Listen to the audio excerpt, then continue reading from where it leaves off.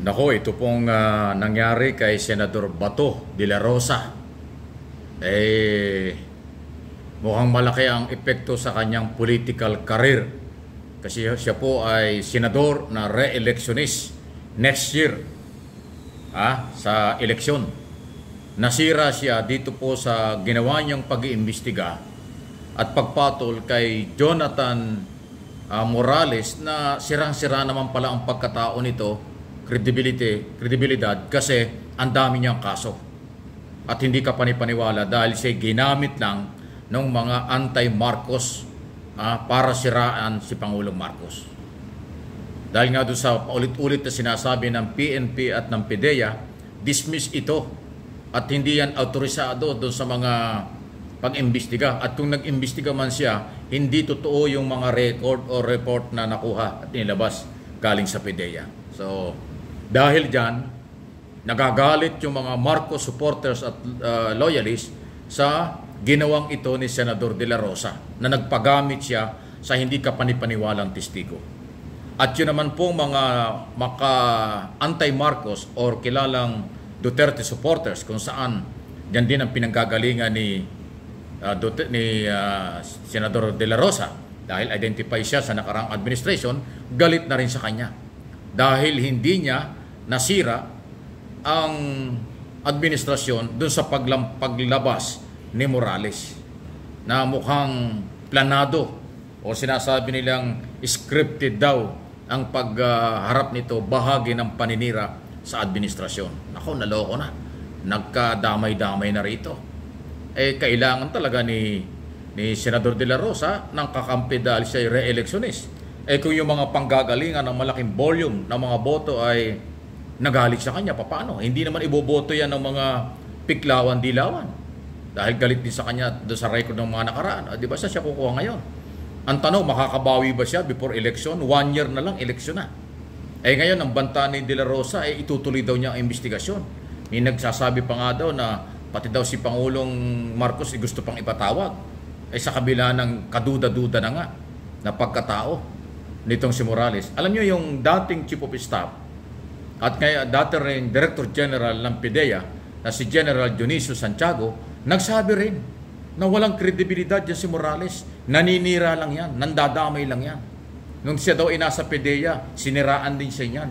Ibig sabihin, hindi yan kapanipaniwala. Pero nagpagamit ang Senado, nagpagamit si Senador de la Rosa, kaya wala talagang naniniwala dyan.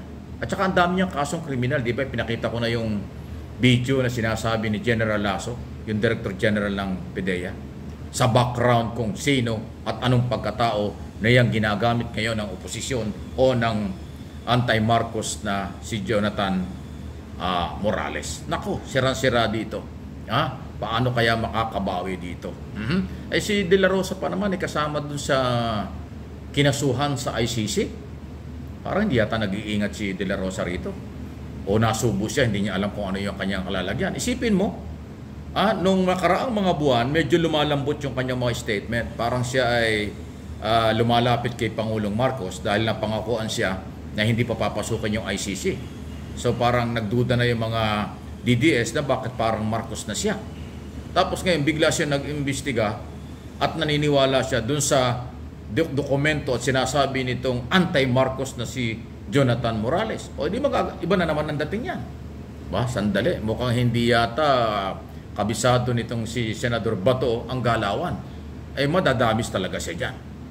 Dami na hong naglabasan ngayon at nagsasalita na hindi naniniwala kay Morales na kanyang testigo o testigong iniharap sa Senado. Abangan natin kung ano ho ang mangyayari dyan. Okay? Mukhang kakaiba. At yung sinasabi po ni dating Director General, dating Chief of Staff General Santiago, mataas po ang kredibilidad ng mamang yan. Isa ho yan sa talagang opisyalis na nagtrabaho ng matino nung siya nasa gobyerno. Naintriga lang kaya nawala dyan sa PDEA. Siya rin nagdidiin ngayon na hindi ka panipaniwala at hindi dapat na seryosohin kausapin yung testigong yan na lumalabas. Na pinapalabas niya na ang ating Pangulong Marcos ay kanyang naplanong hulihin ng mga panahong yon o imbestigahan. Hindi naman totoo. Inamin na rin niya doon sa hearing na hindi natuloy ang investigasyon, hindi natuloy ang operation. Eh bakit may mga investigation report na pinalalabas? So mayroon talagang pagsabotahe. Bukong-buko ang galawan. Naloko na. Tingnan natin kung anong mangyayari. Sunod na ating pag-usapan, bago yan, okay lang po mag-comment kayo sa mga bagay na topic natin dito sa Mike Abe Opinions at kahit doon sa aking isang channel, MA Pinoy TV. Ito naman hong tungkol sa, dali, bakit dumadami ito ha? Mukhang maraming may interest. Nabasa ko yung mga comments, saka yung sinasabi sa ibang social media, pabor sila at sasali sila. Sa oras na magkaroon daw ng schedule, yung rally, yung Sara Duterte Resign Rally, dyan mismo gagawin sa Department of Education compound, dyan sa Pasig. Balita ko ay bibigyan daw ng permit ng Pasig City pag nag-apply ito. Baka hindi ko alam kung meron na o nag-apply na. Kaya ngayon may nag-aabang po na hindi lang taga Pasig, taga dito sa Metro Manila nasasali yan ho sa panawagang Sara Duterte resign as Secretary ng Department of Education.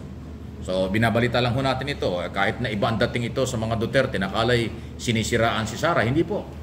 Kung ang mga Duterte at anti-Marcos ay gusto rin mag-rally laban sa ating administrasyon at kung ano-ano kailang mga ginagawa, ito, lehitimong issue. Alam niyo isang issue rito na hindi mapalampas ng iba? Ayaw ko kung totoo yung noon daw 2024, may inilabas daw na statement si Secretary Sara Duterte na parang sumasang-ayon siya doon sa idea na, ano man tawag doon, makipag-tie up sa Chinese para sa youth development sa Chinese government. Parang yung education ng ating bansa willing makipag-tie up daw para sa youth development ng Chinese government. Teka muna, iba yan. Iba ang kultura ng Pilipino kasi sa China. Ang Chinese government, ang pinanguhugutan yan ay parang may mga, di ba? Sinasabi nga nila nung araw, ngayon nagbago na yan, communist government. Tapos ngayon gusto kaya kukuha ng idea para merong youth development ng ating kabataan. Baka iba ang matutunan niya. Yan ang isa sa ayaw ng mga magulang. At hindi rin gusto yan ng mga, siyempre natin mga Pilipino, parang masyadong malalim ang kanyang relasyon dyan. Hindi maganda. Dapat yung kulturang Pilipino, ugaling Pilipino, respetadong Pilipino, ang dapat na ituloy-tuloy na aral at ituro sa mga bata. Hindi yung kultura ng China. Iba ang galaw doon. Diba? Ewan ko, ano itong mga pinanguhugutan ito? Kaya ngayon, inuulit ko, marami pong nag-aabang. At sa oras po na magkaroon ng schedule kasi hindi pa po sinabi kung kailan. At doon po gagawin sa Pasig.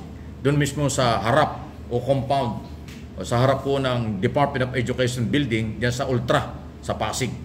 Sa Meralco Avenue yata yan. Basta Pasig. At kung totoong binigyan ng permit, ibig sabihin niya may schedule na. Hindi pa lang sinasabi ng mga organizer. Tingnan natin kung ano mangyayari. Wow. Ito ba'y may kulay politika o talagang mayroong mga dahilan?